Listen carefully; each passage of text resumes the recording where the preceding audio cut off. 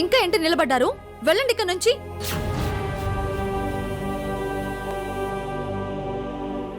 మావయ్య, అత్తయ్య, పెద్దరిక నిలబెట్టుకుంటారు అనుకున్నాను, కానీ మీరు నిలబెట్టుకోలేదు. వెళ్తా, కట్టుబట్టలతోనే వెళ్ళిపోతా. అమ్మా, బమ్మి, పదండి వెళ్దాం.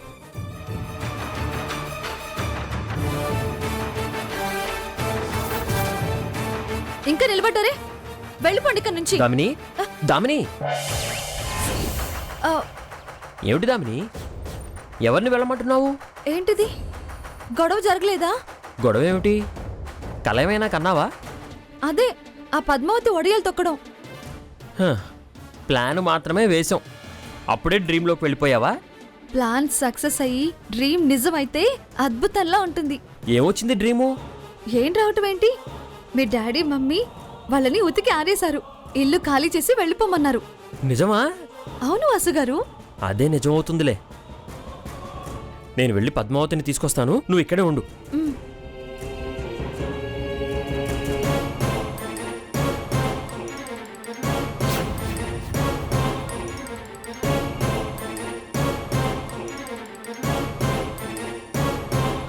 పద్మావతి, ఏంటి?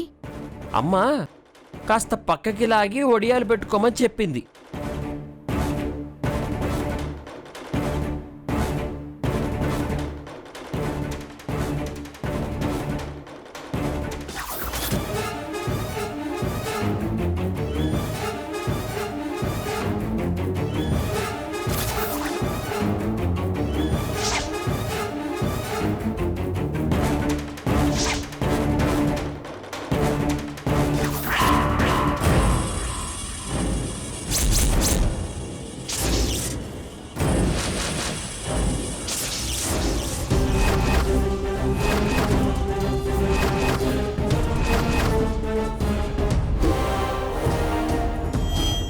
ఓహో, ఏదో ప్లాన్ వేశారన్నమాట. ఏం చేస్తారో చూద్దాం.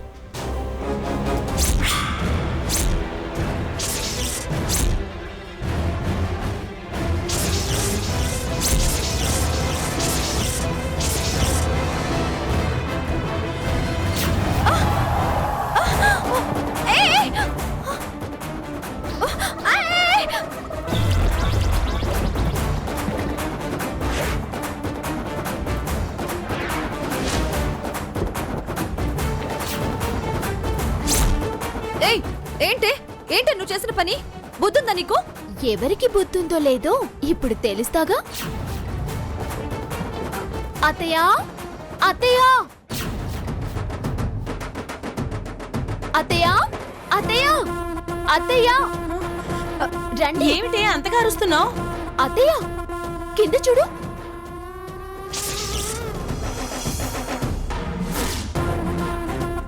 ఏమిటి ఇది?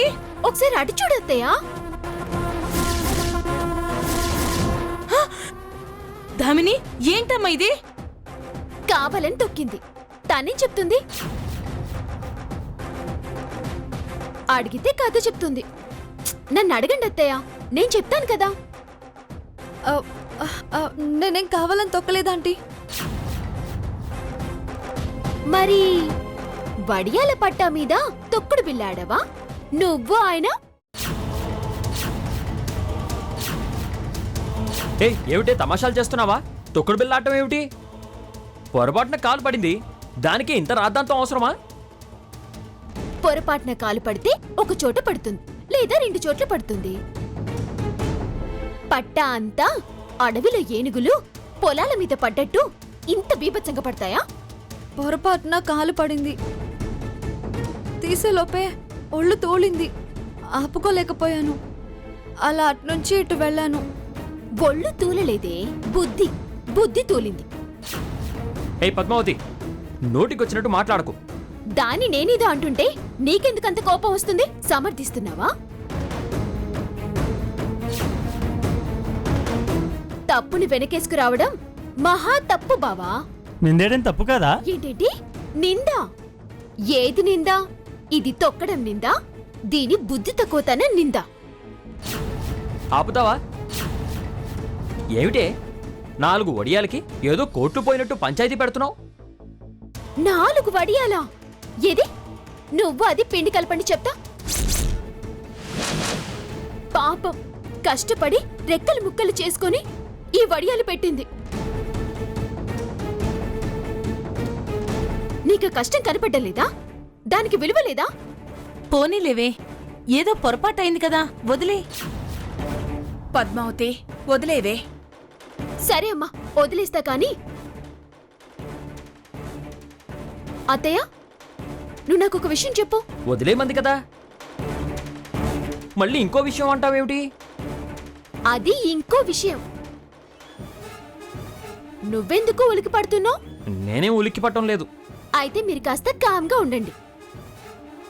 అత్తయ్య, నువ్వు వడియాలు పక్కన పెట్టుకొని మమ్మల్ని వడియాలు పెట్టుకోమన్నావా? నేనా? నేనెప్పుడు చెప్పాను? మరి బావ నాతో చెప్పాడు. ఏరా, చెప్పావా?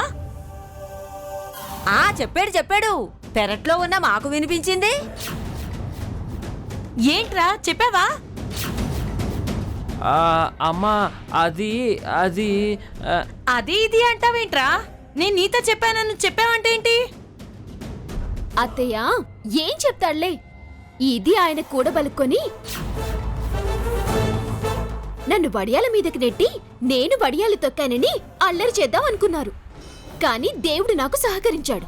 వీళ్ళు తీసిన గోతిలోకి వీళ్ళనే నెట్టాను. అందుకే ఈయన గారి తడబాటు, ఈవిడ గారి కంగారు.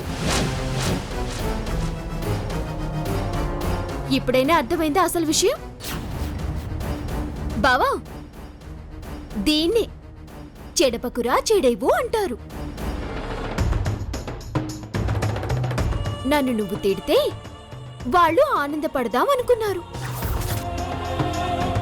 ఏంట్రా ఈ బుద్ధిలేని పనులు?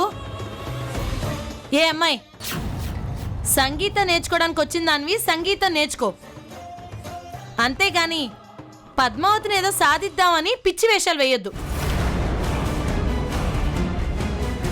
పొరపాటయింది, గ్రహపాటయిందని బంగారం లాంటి ఒడియాలు పాడు చేసావు. నేర్చుకుంది చాలు, వెళ్ళిక్కడి నుంచి. అమ్మా, ఇందులో దామిని తప్పేం లేదమ్మా. అలా చింద్రవందరగా తొక్కేస్తే తప్పేం లేదంటావేంట్రా? అవునమ్మా, తప్పు తనది కాదు, నాది. నేనే పొరపాటున దామినిని నెట్టాను. తను గబాల్ని ఇటు అడుగులు వేసింది.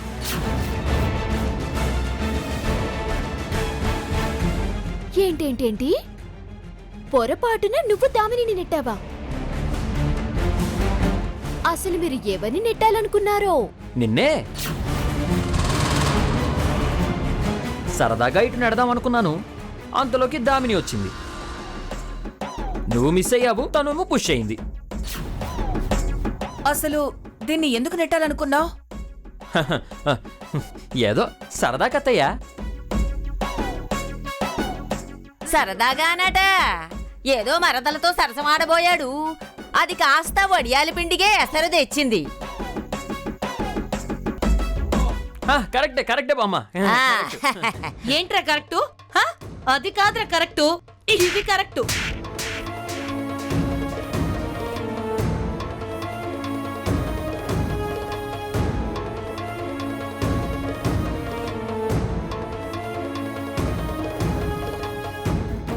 దీన్ని సమర్థించడానికి ఈ కూతలు కూస్తున్నావు.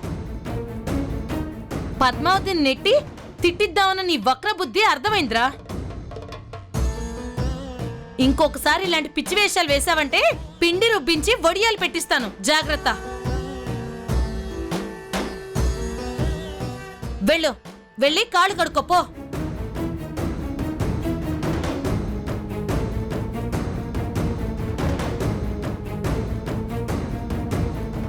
పద్మావతి, వస్తానమ్మా. నువ్వు రావే లోపలికి.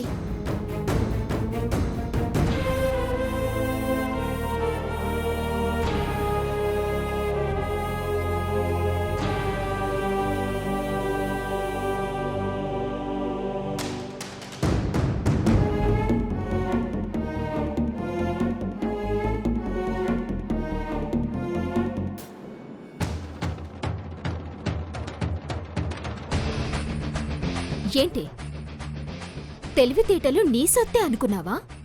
ఎలా ఉంది నా ఎదురు దెబ్బ? అత్తయ్య ఏమోలే అని వదిలేసిందేమో. ఇంకోసారి నా జోలికొస్తే బొమ్మాళి.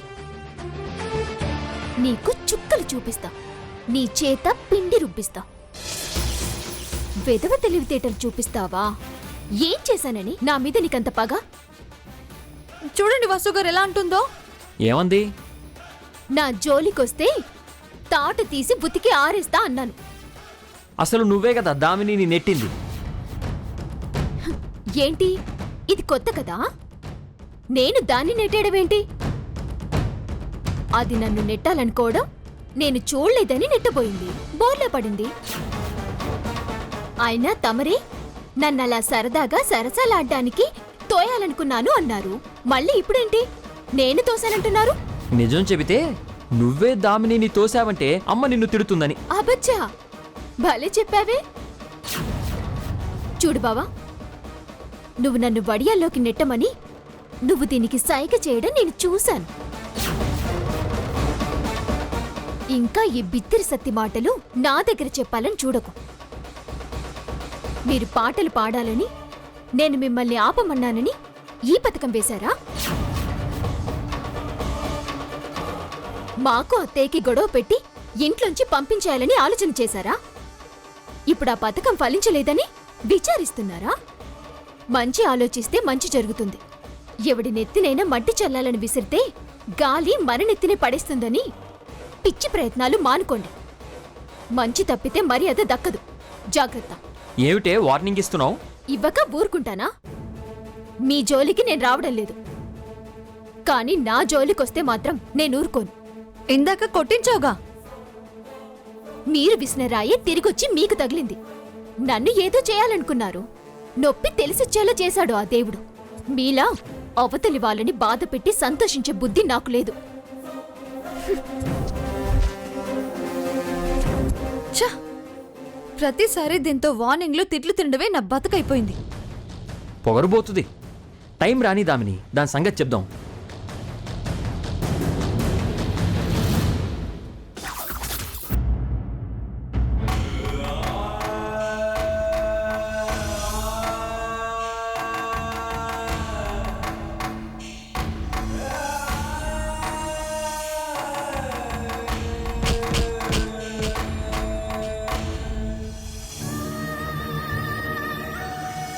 నేను వదిలేసిన దాన్ని నువ్వు ఆశపడ్డావు. నేను అనవసరం అని వెళ్ళిపోయాను. అసలు విషయం ఏంటో తనని చెప్పనివచ్చుగా. నన్ను చెప్పమన్నా ఇప్పుడు నేను చెప్పనులేండి.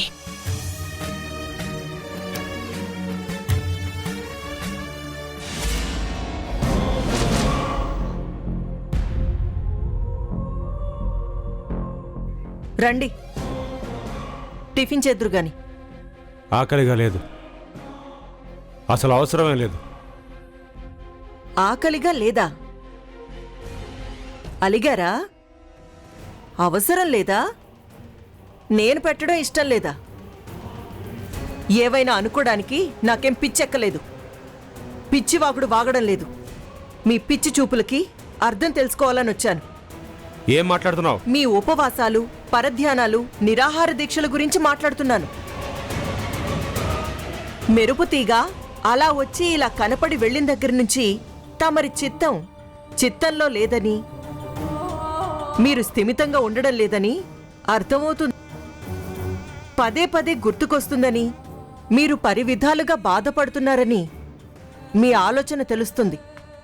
చూడండి, మీరు అలిగినా పలకకపోయినా, అన్నం మానేసినా నేను దానికి చోటిస్తానని కలలో కూడా అనుకోకండి. వసంత, ఇష్టం వచ్చినట్టు మాట్లాడకు. తనకేమీ స్థానం లేక బతకలేక ఇక్కడికి రాలేదు. చర్చ అనవసరం. నా జాగ్రత్త నాది. మీరు తింటారా తినరా? వద్దు అన్నా కదా. మీరు స్మృతిలో నెమరేస్తూ కడుపు నింపుకోగలరేమో, నా వల్ల కాదు. నాకు అంత మధుర జ్ఞాపకాలు లేవులేండి. నాకు ఆకలేస్తుంది, నేను తింటాను. చూడు, నా కోసం నువ్వు ఉన్నావన్న ఆశ నాకెప్పుడూ లేదు. ఎంతసేపు నీ ఆకలి నీది, నీ కోసం నువ్వు ఉన్నావు. నీకెవరో పట్టరనే తెలుసు. అలాంటప్పుడు ఎందుకే నటన? నటన నాదా? హ్మ్. ఇంతకాలం మీ ఆకలి మీదే కదా, ఎవరిదోనా? ఇప్పుడు ఈ ఆలోచన ఎవరికోసమో? విసిగించక వసంత.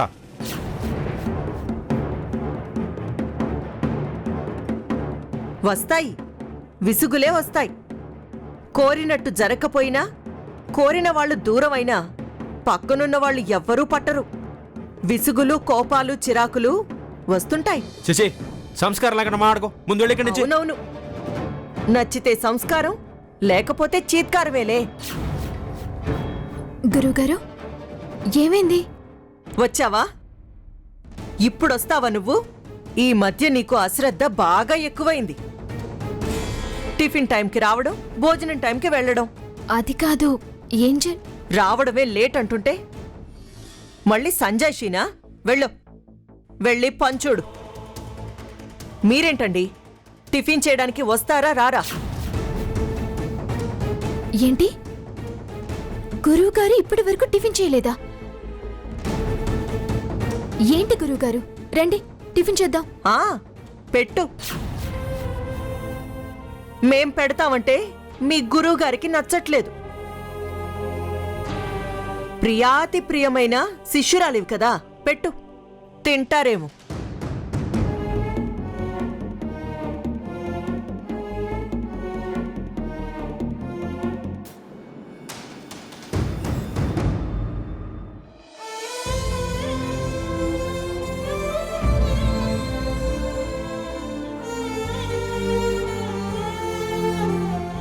ఏంటి గురువుగారు ఇది?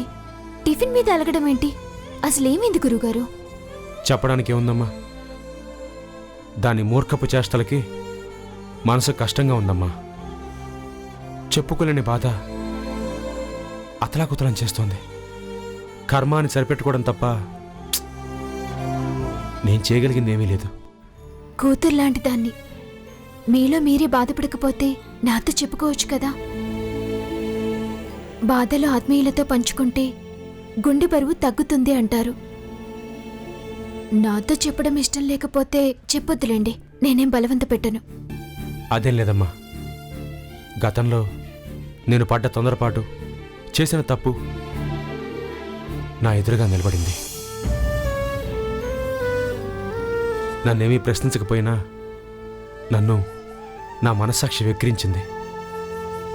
నేను తప్పుని సరిదిద్దుకునే అవకాశం చేజారిపోయింది. దాని అపార్థం నన్ను మళ్ళీ దోషిగా నిలబెట్టింది. నా ఆత్మసాక్షి కూడా నేను చెప్పుకోలేని పరిస్థితి. పశ్చాత్తాపడ్డం తప్ప నేను చేయగలిగింది ఏమీ లేదమ్మా. మీ గుండె నిండా బాధ నిండుందని మీ గుంభరమైన మాటలు చెప్తున్నాయి. నాకు విషయం ఏంటో పూర్తిగా అర్థం కావట్లేదు గురువుగారు. ఏం లేదమ్మా,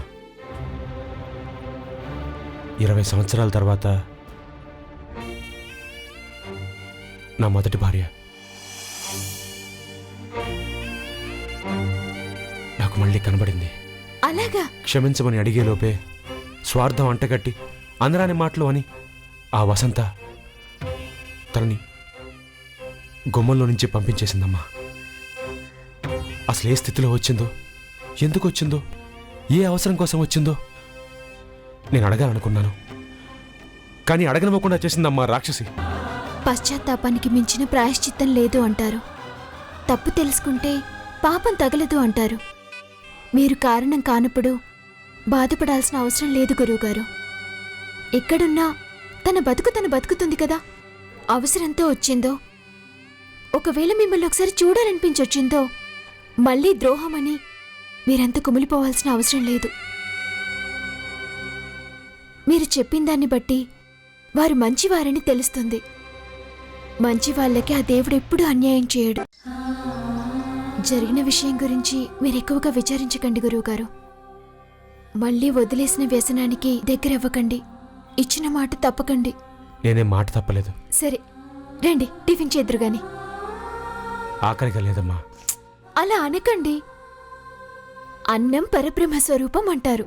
టిఫిన్ చేయకపోతే ఎలాగా? మీరు తినకపోతే నా మీద ఒట్టే. పద్మావతి. అవును, పద్మావతినే. కూతురిగా బతిమాలుకుంటున్నాను. రండి గురువుగారు.